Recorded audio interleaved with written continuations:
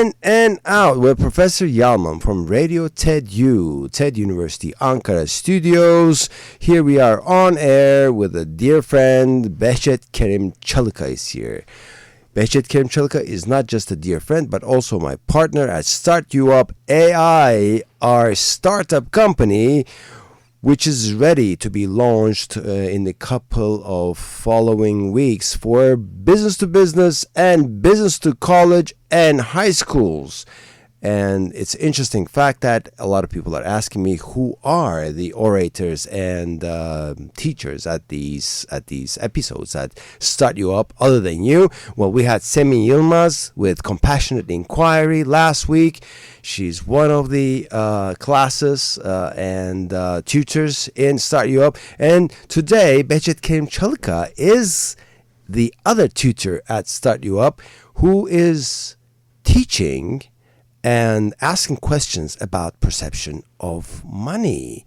In the coming weeks, we're going to have the painter, one of our famous painters, Yiğit Yazıcı, and he's going to be talking about perspective, and he's also in Start You Up with the class called Perspective in the first module. Well, without elaborating and talking more, Behçet Kerim Çalıka, welcome to our studio again. It's been a pleasure, always a pleasure. Thank you. How are things? Excellent. How's Start You Up going? Well, better than I expected, to be honest Excellent. with you. I'm very excited and looking forward to our launch date. It's such an interesting thing, yeah. Last year, it was like around May that you were here in the Yes. studio, and Start You Up didn't exist, and all of a sudden we sat down and brainstormed, and all of a sudden now we have this baby of ours, Start You Up, and it's going to be soon the baby of a lot of people. It's the right timing, right sector, and I think the sky is the limit for us. And we have been talking to a lot of different teachers, orators, and prominent people who are experts in their fields, which is attractive for them as well to be on this platform. But what do you think is the attractive thing for the businesses and the colleges who are lining up to buy it? Well, actually, my topic, perception of money, should be a course in starting from the high school level to awaken people, to give them some level of awareness, for them to realize the relationship with money. Because at the end of the day, money is a made-up thing, but it's a powerful thing. I always say it's a very narcissistic relationship.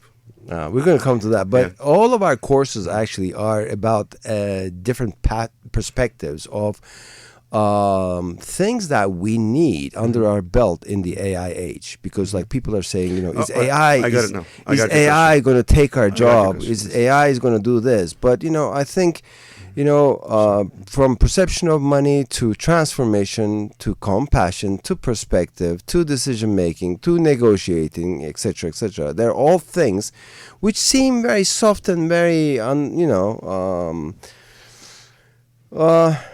given. We take it for granted, but actually those are the things that we have to sort of put a lot of effort to survive in the AI age, right? Those are the elements of your authenticity. Yes, okay, authenticity. So, that's what's going to work for us, because the rest, the labor market is going to be very challenged with the coming AI revolution. It's already going on. So you have to find out about yourself, what you can contribute to society, and that's the money-making side of the business. So you have to get out of this rat race, to be honest with you, and concentrate on yourself and create value accordingly. Another hat you have for Start You Up is you're the primary investor. And what was your key decision-making point for investing in a startup as such in this age, at this time?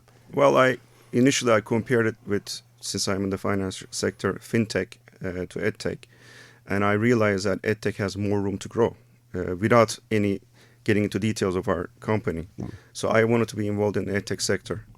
It's close to $400 billion worldwide. It's tiny fraction of the amount compared to fintech. And Turkey is lagging behind and it's growing fast. AI integration is slowly coming, but not as fast as we were expecting it to be. And then we developed our business model, which is a unique model, where it is open to to advancement of AI. It's not an organic Socratic teaching system. Yeah. So that's why I decided to get into this and invest in this project. And I treat it as my own baby, to be honest with you, my third kid. And I'm looking forward to growing it and making a change in the edtech sector. Excellent. My goal is to become a unicorn in Turkey in the sector. Yeah, that's very inspiring. Also for people like me and our AI engineers and other people who would want to put money in this, a big motivational factor to have a goal set up as such. But now coming to our topic today. Now you're going to be also in class with the perception of money topic, and this is becoming like a signature topic for you more and more because last semester you were online with the topic and there was a lot of interest in that class, in the perception management class. So what is perception of money and how do you want to sort of entertain this conversation further? Well, I would like to change the rules of your podcast, right? All right. And disruptor. Disruptor. I would like to find out about your financial mentality. All right. Oh my you look God. at things from the money point of view. So, you have to be really brutally honest with yourself when it comes to money. All right. Because it's a very personal thing. All right. Okay. So we're going personal now. You're going to be asking personal questions? If you allow me, and of course. Yeah, why not? If you're frank with me, because our listeners now, we're like in 25 countries, and Vietnam to Canada, people are listening, and the thing they're writing back is, you are so genuine and you're not faking it. So I appreciate. I'm not going to fake it. Yeah, so thank you so much. Go ahead, man. I think we're all saboteurs of our financial minds. Yeah. We're extremely hard on ourselves. Our expectations are really high, and we feel like we're trapped. We find ourselves in a comfort zone, and we keep ourselves in that zone from salary to salary, 9-to-5 jobs, and so forth. But in the meantime, we want to reach, the vacation house, the car, whatever dreams you have, you want to accomplish that. All the seeded things. Yeah, all the seeded things. Yeah. But seed is a very good point, because money is not a fruit; it's a seed. Okay. So that's meant. But I'll ask you a couple of questions. All right, go ahead. And I would like to find out, when you think of money, perception means smell, taste, the sound. All right. What kind of sound you hear, what kind of taste you feel, and what color is it? All right, let me start from the last one. By all means, green, man. Yeah.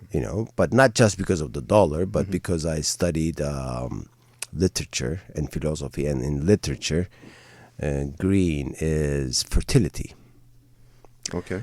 And later on in my yoga years, the heart chakra is not red. It's green, and it indicates balance.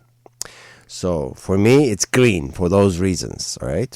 Not to say that subliminally dollar is green as well, the Benjamin Franklin.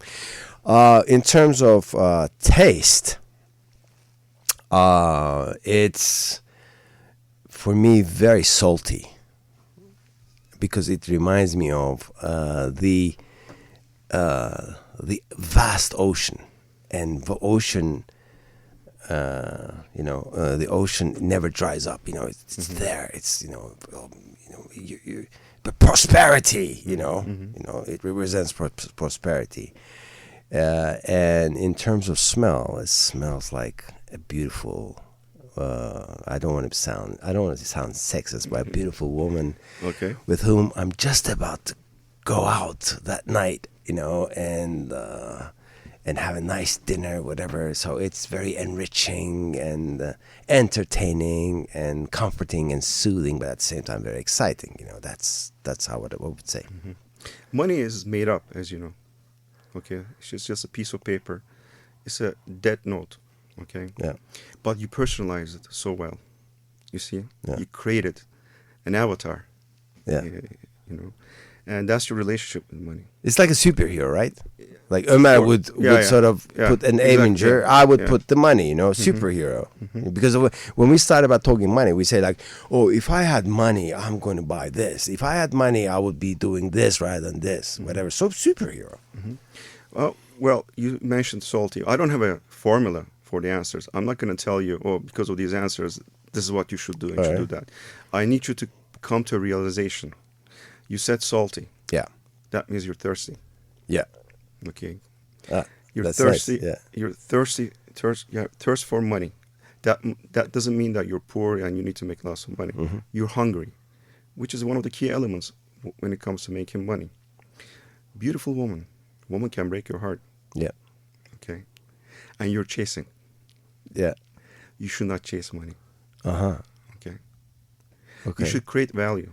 So I'm thirsty and I'm chasing, and I shouldn't be chasing money. Okay, No, good you analysis. Create value. Okay. All right. When you started our own company, we did not say we're going to sell this company for $1 billion. Of course, I would love to do it, but we just want to first create value and build up with it. Okay. My second question, I'm trying to shock you. What about the color? What was the color? Color green. Sorry, that's forest. That's forest. Okay. That's just breathing oxygen. All right. Pre-imposed. Lifeline. Okay. By the way, for our listeners, Start You Up methodology is exactly this. This is how the entire courses sort of flow in Start You Up. So just to give you a heads up. Yes.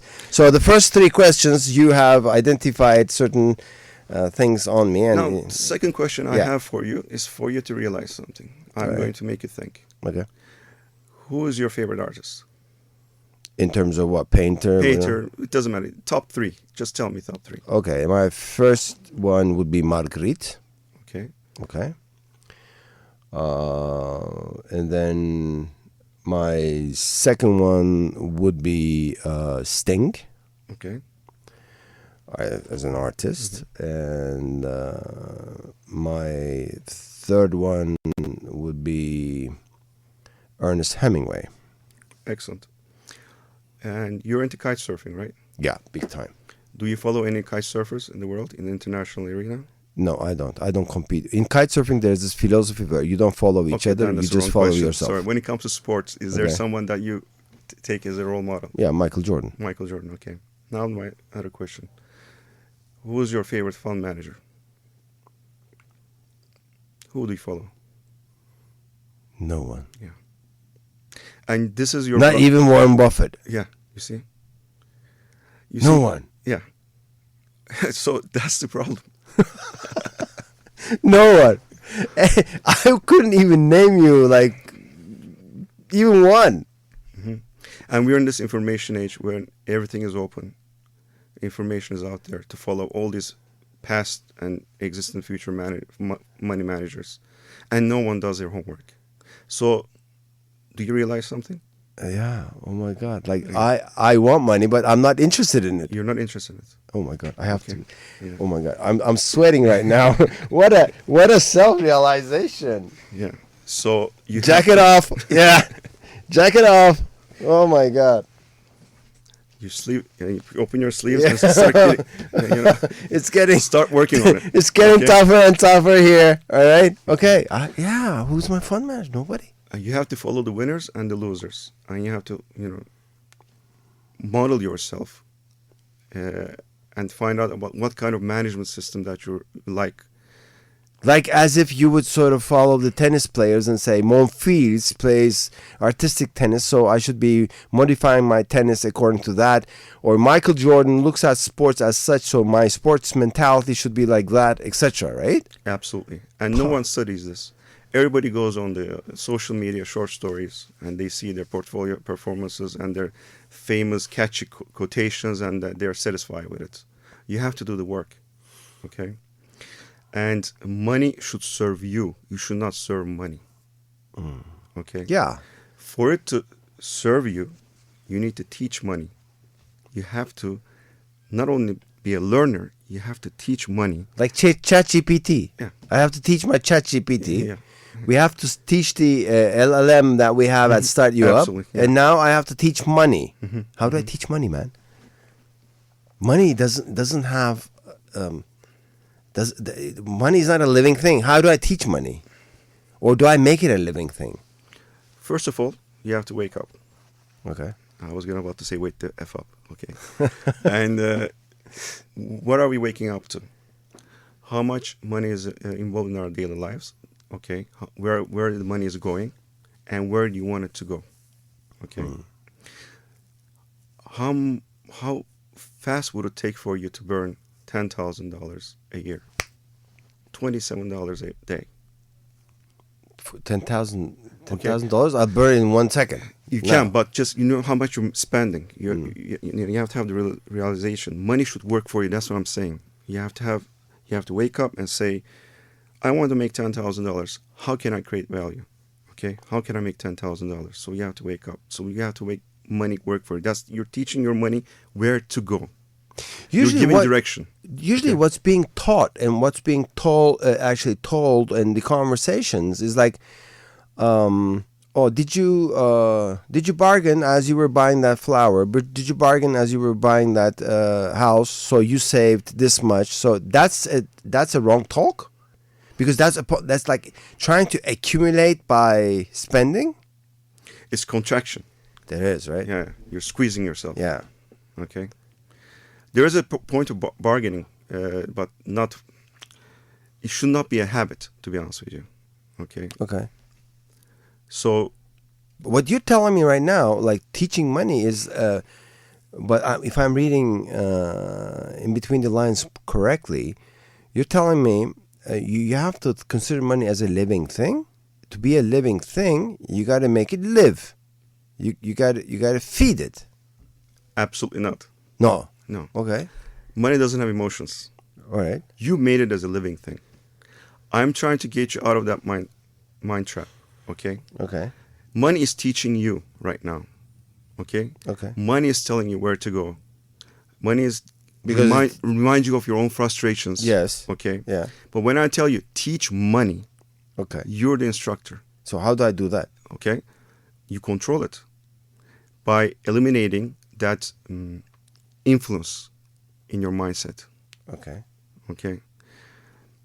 You take the pedestal so high to money that it's so high that you cannot reach it. Some people are happy with $3 million. Some people are miserable with $50 million. That's their perception. Okay? So what I'm trying to tell you is take that control factor out of the money. You're the teacher. The money has zero brains. Okay? Okay. And you model it. All right. That's what I'm trying to get. Okay. I don't know if I confuse you or not. No. Okay. So don't consider it as a living thing. Yeah. Because like always you think of it as an energy. You think of it as, you have to put savings to one side so you don't suffer from not having any money. So there is always this threat and fear factor in it. You're saying take all those emotions out. It's not a living thing. So and model it. Yeah, absolutely. That's what I'm trying to tell you. Okay. Like a Lego. Yeah. Money is not a beautiful woman to dance with. Okay. Okay. And money is not a means of finding that woman also. Okay. All right. You should treat it that way. But talking about ladies, what is the gender of money for you? See, we had this conversation the other day, but until that point, for me, money was because it's a superhero. It was male. I sound a bit chauvinistic, but to be honest with you, I'm not a big fan of Wonder Woman. I'm a big fan of Superman or Batman. So they're male. So if the money is enabler in my life, if I treat it like that before this conversation, then I would say he. But apparently it's not, right? No.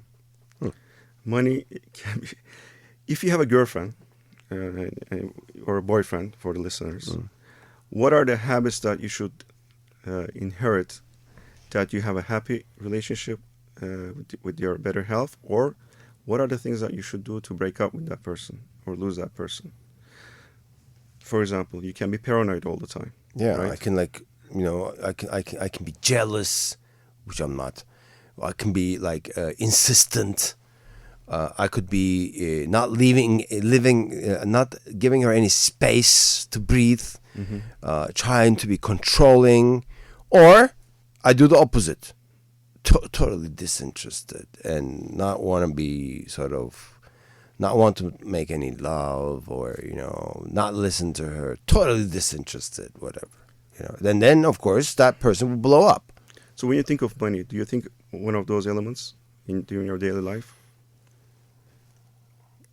Do you have frustrations? Yes, okay. I do frustration. I have frustrations. So you're trying to bash money. You're trying to say, why the hell do I don't have enough money to do this and do that? Well, I don't say why the hell I don't have enough money. I say why the hell this money doesn't come to me after my perseverance and stamina and going after it, etc. And I go, that's my deservance. I deserve it. It should come. And that's the frustration. Exactly. Yeah. And that's why it's not coming. Yeah. Okay. And do you compare yourself to other wealthy people? I don't compare myself to other wealthy people, but I compare myself with people who don't have the same level of education, same level of intellect, same level of hard work, same level of gusto and vision with me. And I go, I'm sorry, but how the hell? Okay. So what does that teach you? It teaches you that money doesn't give a damn. Yeah, it doesn't give a damn about my education or background or nothing. It is vital, but not when it comes to money. Okay, because your perception is wrong. Okay. You don't have a money mind. Okay. I don't. Yeah. True. That's a very good finding. I don't have a money mind. That's the problem with artists and doctors and so forth, because they're so fully concentrated on their own profession. Yeah. And they leave that aspect out of their lives. And then when they see a tradesman with millions of dollars, with half of the education, they get frustrated. Okay.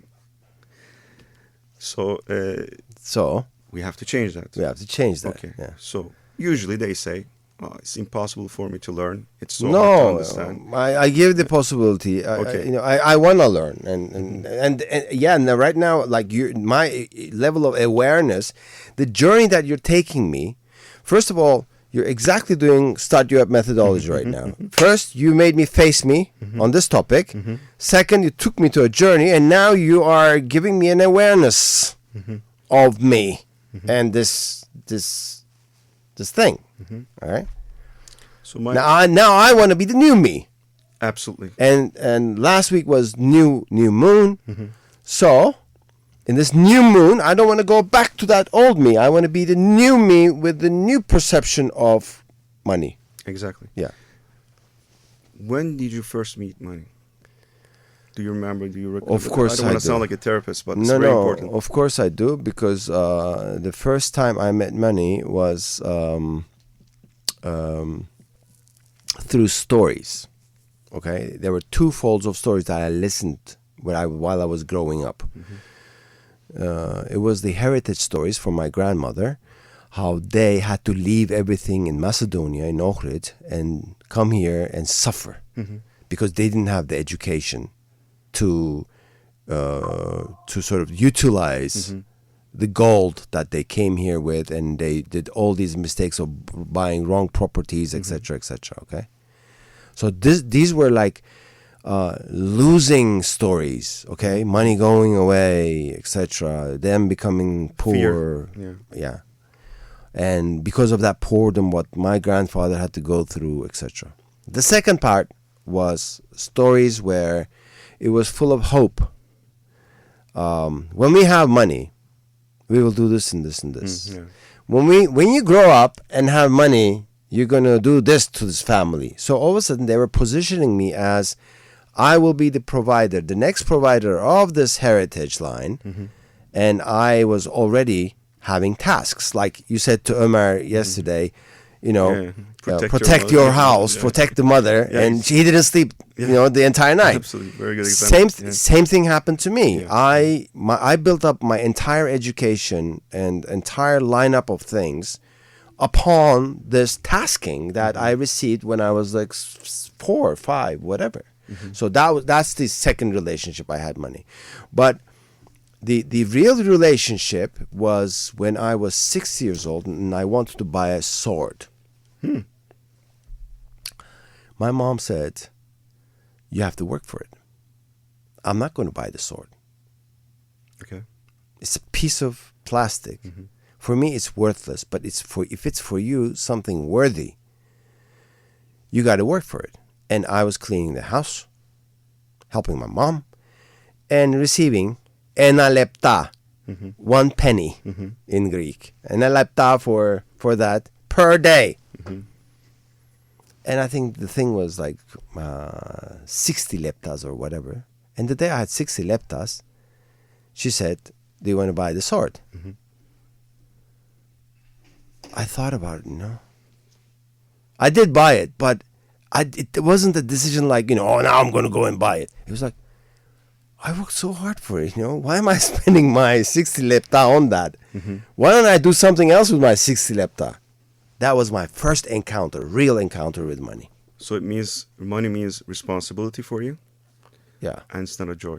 It's not a joyful moment for you. No, it's not. Yeah. It was always hard work. It was time for you to play. You couldn't play. Yeah. And you had that pressure and guilt. Okay. And I tell you a heartbreaking thing. You know what happened to that sword? What happened? It broke the next day. Of course. Yeah. If your mom said, "Hey, of course, son, you work so hard and enjoy it," because money should be enjoyed, right? It was never a joy, and still not a joy. So if I give you $1 million right now, would you be joyful? Would you feel responsible?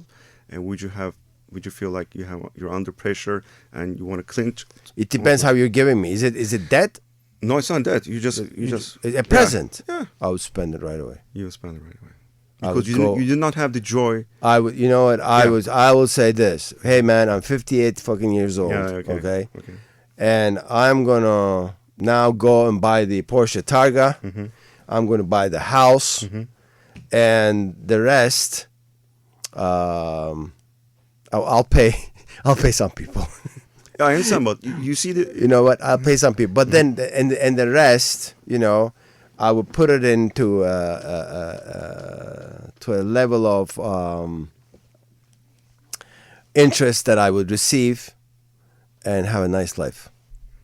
But even for $1 million, I can do this. You absolutely can do it. Yeah, And that's what I would do, and I would be very joyful.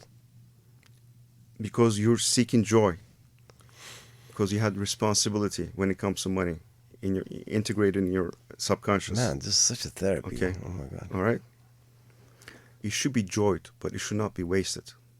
Okay. What's the difference? The difference is, I tell you, money is not currency. Time is currency. Okay. So the moment I give you the $1 million, you think about spending and being joyful, and you're not thinking about making it $2, $3, $4, $5 million. No. And invest in your future, so you can maybe buy the boat, or maybe you can relax for the rest of your life. Yeah. Okay. Because subconsciously, money is a weight on your shoulders. Okay? True. So you have to break that habit, because 80% of getting rich is about habitual. Your habits, 20%. Just 80-20 rule applies to everything.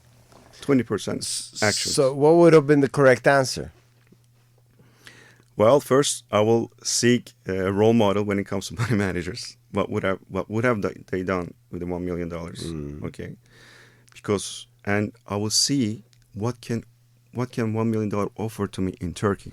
Let's say if you're living in Turkey, because that's what I'm trying to say. Perception is cultural. Okay, perception is location. Yeah. Okay, $1 million might be worth $10 million for you in rural Thailand. True. You can do your kite surfing there and live for the rest of your life comfortably, or you can just continue your current lifestyle. Okay. Well, I didn't name any locations. It could have been, I'm not saying I would do this here. Maybe I would have done it in Thailand. Go to Phuket where Arkin lives, and buy the Porsche there and the house there. I didn't name any location. I would have said, I will make my $1 million my servant and make it work for me. Okay. the money is there to be enjoyed, Right. but it's there to be multiplied. Okay. Okay, Nice. Yeah. So don't spend it, but multiply it. absolutely. Okay, So that should be the new me. so when you take the $1 million and you Yeah. make extra $100,000 that year, how would you feel? Oh, great. Okay, well, you didn't think about that. No, Okay, because it reminds me of this enalepta. Mhm. You know, Mhm. you know that little pennies that I had to collect every day. so would you agree with me that you're a saboteur? Oh, definitely. When it comes to money, I think 90% of the people are saboteurs. When you get rich, people will come to you, you know, everybody says, oh, my relatives will show up, you know, people that I don't know of, they'll ask for money. And people use money to prove themselves right, that they're righteous people and they're such victims because they're living in their comfort zones. Okay. Get out of the comfort zone, make money work for you. That's what I'm trying to get to. So if you're giving $1 million, ladies and gentlemen, today, don't go and buy whatever your dreams were. Just, you know, make the money work for you. Treat money as a thing, emotionless, whatever. And your education, your intellect, whatever, doesn't make a big difference for the money. And that money, when it starts multiplying, you will make this shift of change of your attitude towards how you perceive money. And Yeah, that's a lottery. You know, when you win the lottery, you Yeah. see a lot of people lose everything they win. I mean, so why? Because they have that victim mentality. Okay, they want to prove themselves. They're all alone in this world. Everybody's out there for their money. Okay, and they're making money such a controlling power in their mind. Do we have time? yeah. Okay. All right. Can I ask you another question? Is it possible for you to love money and be a good person? Yes. Yes, because like, you know, but loving money is not like loving being attached to money. Loving money is like the making of money. Mm-hmm. You know, I wouldn't love the money, but I would love the Creating making, value, yeah. creating value. Yeah. And that doesn't have anything to do with being bad or good. You know, I can still be the person I am, the good person I am. I shouldn't be looking at money as a terrorist or something like that. Okay. So if it is flowing endlessly Yeah. towards you right now, just like the river, Oh, yeah. how would your daily decisions change compared to today? Oh, I would be more relaxed. Why aren't you relaxed right now? Because the stream is tiny, right? The stream is out there. You're not tapping into it. Yeah. Okay. You turn your back to the stream and you're watching the rocks. And you're just listening to the sound of the river. Actually, that's not what I'm doing. You know what I'm trying to do? I'm trying to sort of make the walls of the stream larger so there's more flow. Okay. That's what I'm doing. I didn't turn back. I am actually in that tiny stream trying to enlarge it How? by digging and removing the But rocks. you're not changing your daily habits. You're not changing your perception while you're doing that. Yeah, true. Well, I know you personally. That's yeah, why true. I'm being Yeah, frank yeah, with you. yeah, true. Okay. Yeah. So you have to change those. Yeah. Okay. You have to wake up in the morning and see what the money market is doing. You have to try to learn what's going on. Okay. And you have to pretend that you have $1 million to manage and how you would manage it. Debt is a very good thing. Okay. But not a credit card debt. A debt you take from the bank and turn into a business. Okay. Okay. You can buy the Porsche, we can lease it, and you write down that number, and you try to find and create a value for that number. Okay, But to work for you. isn't that a stress factor as well? What's the worst that can happen? You lose a Porsche. You lose the Porsche. Yeah. So, True. okay. So we have another round, another turn to make Yeah. even more. I lost my Porsche. I sold my Porsche. Yeah, I sold it too. I mean, so It's like two guys talking about losing. You know the who? What was that? The guru who sold his Ferrari. yeah, I mean, But the guru made a lot of money through that. But the thing is, because he felt like he was controlled by it. Yeah, here we are, Yeah. two guys, two guys, who lost their Porsche or sold their Porsches, whatever. Not lost, but sold their Porsches. Anyway. Yeah, people also think that money is the root of all evil. Okay, if you trace the flow of money in the world, wars will make sense to you. Okay, it's all about the trade. When we talk about what's going on right now, what are we talking about? They're talking more about oil prices than the lives lost. Okay, how the global economy is getting affected by it. Yeah. So there is an evil aspect of money that we have to change. Okay, that's when you have money, when you have the $1 million, you could have said, I would have helped this and this and that, contribute to society. Mm. That level of energy is a prosperous energy, if you ask me. So instead of like personalizing it, sharing it. Sharing it, yeah, absolutely. Yeah. Which is a part of the culture that we live in here, also the aspect of a lot of different belief systems. Mm-hmm. But we move away from that so fast. Yeah. In your daily routine, you might be doing it, but when you ask the question as such, that's like at the very end of the list, maybe. If you're giving $1 million. Of course, yeah. Absolutely. It should not be a controlling factor. That's what I'm trying to tell you. You have to teach money. You're the master, and you're the controller. That thing doesn't have any emotions. He's not choosing you, or he's not choosing somebody else. The money is just there for you to go grab it and spend it, lose it, and make it again. Okay? It's all about creating value. That's what I'm trying to tell you. And getting out of your, I call it the financial zombie state. Mm. Okay? Concentrating on your bills. I know it sounds very easy, to talk about it. No, it doesn't sound very easy to talk about it. I mean, when you're making minimum wage, what are you going to do? You see? That's the first question they ask. Yeah. Then I'll ask myself, why am I making minimum wage? Mm. Why am I choosing this life? Why I don't have any options? Okay. That's a zombie state. Don't be a zombie. Don't be a financial zombie. Get out of the trap and create some value. Okay. If you're making minimum wage, why are you living there making a minimum wage? I don't know. It's a choice. Okay. We're all dealt different cards in life, and we have to make best out of it. So, how much money is enough for you right now?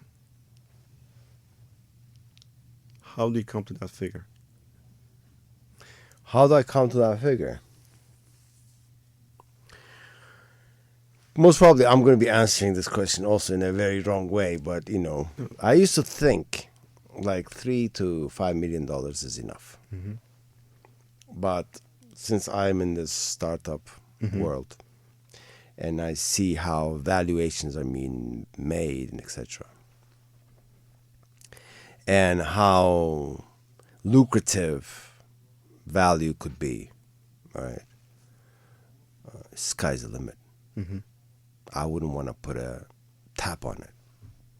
Absolutely. That's the right mind. Because it would be limiting the prosperity which is most possibly can be attracted. Well, that's the power of Start You Up. You're there. Yeah. I mean, yeah. Start You Up made me shift that mentality. Mm-hmm. Yeah, true. Mm-hmm. Because, I used to make a calculation. I used to say, yearly income, this is enough. The things I want to buy are these. And the money that I want to leave to my kids is that. Whatever. And my health insurance, then I used to come to a figure. But then when I encountered this vast lucrative prosperity with Start You Up possibilities, why Start You Up could be in 1 year worth $22 million. Mm-hmm. In 2 years it could be worth $150 million. Mm-hmm. If something is going to be worth $150 million in 2 years, And that means maybe in 3 years, it's going to be triple that. Or maybe zero. You don't know that. Yeah. What I'm trying to tell you. Yeah, but the thing is, like, I see the upside. Yeah, upside absolutely. You know, it could be zero tomorrow. I mean, that could lead to $1 billion. Yeah. In another project. But I'm saying I've been bankrupt 3 times in my lifetime. Okay, I lost a career and everything. I don't want to get into too depressive, but each time, I never let myself go. Okay, I did not judge myself on my experience when it comes to losing money. That's not who I am. I always had a trust and belief in myself that I can rebuild and I can make it better. Okay. See, this is the biggest difference between your mentality and my mentality. I was also bankrupt, but I said to myself, I didn't say I will build the money, whatever. I said I will build a life for me again. Okay. But I didn't put I didn't put a numeric tag on it. Okay, but I'm trying to tell you something. When I'm investing in start you up, okay, I'm sending $50,000, let's say. If I'm sending in a way like, damn man, I don't know if I should get this money back. I don't know if this company is running well. I have all these fears. The attitude, yeah. How would you think the company will do? I won't do good. Yeah, okay. Because negative energy. Yeah. Okay. Right. And there's fear energy there. So in the financial world, you see a lot of people losing and winning. And since I'm coming from there, I can see they're coming back and bigger and stronger. Those guys, those are the ones who made it. And if you find out your role models, you'll find out that they've been to hell, they lost everything, and they rebuild again. There is a lesson to be learned. Okay, they lost clients. Most of the hedge fund managers, they go through that. Okay, and they do not give up. They lose their families, they lose money and everything. They rebuild. Okay, because you cannot get emotional with money and feel sorry for yourself. Oh yeah. That I learned. Never. Yeah. That's the crucial mistake. Okay, so you have to wake up and start a new day, and start a new number with a new target. That is like very close to the surfing mentality, the kite surfing mentality, because every wave is different. And depending on your capacity, capability, and mood that day, you'll be riding that wave in a different way, and that will not be replicated again. You will not have the same ride after 5 minutes because the conditions will change, and your body, your stamina will change as well. So everything changes within that changing environment. The only thing you can do is stay in balance. And when you fall, get up again. You see? So after this talk, what do you think is holding you back? Oh, nothing. I'm just going to look at my the account that I've opened last month during my birthday. I'm going to sort of study it now closer and go and find a list of heroic or superpower fund managers and see how they behave. And don't treat money with an emotional perspective. Absolutely. Yeah, that's what I learned. There is a book called Turtle Traders. I forgot the writer. Turtle Traders. Yeah, it's an old book.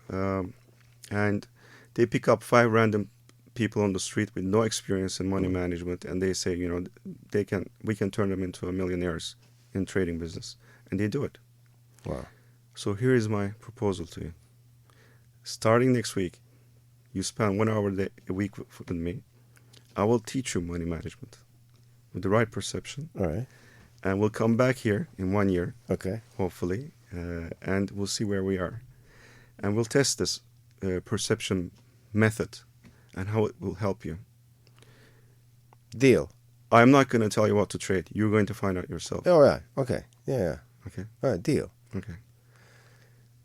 Wow. This has been such a therapy, and I think I was blunt and frank enough. I'm sorry, I'm not a podcast guy, but I hope I No. I didn't bore people. That's we're going to continue in class now and carry on with this. But In and Out with Professor Yalman from Radio TED University Studios in Ankara, and we had Behçet Kerim Çalıka with us.